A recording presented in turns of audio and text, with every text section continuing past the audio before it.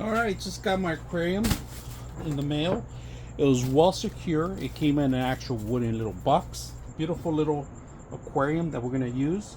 We're gonna fill it with water. We're gonna set it up, and we're gonna do aquascaping on here. So let's start.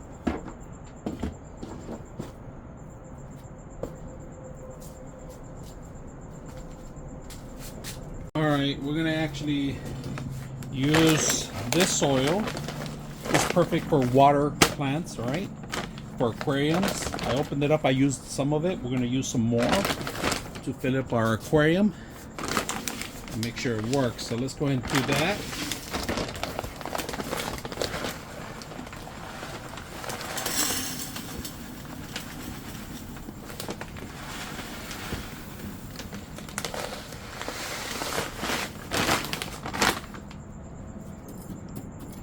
Do some of it here.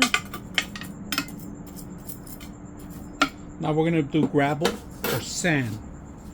Look how beautiful the plants look right now.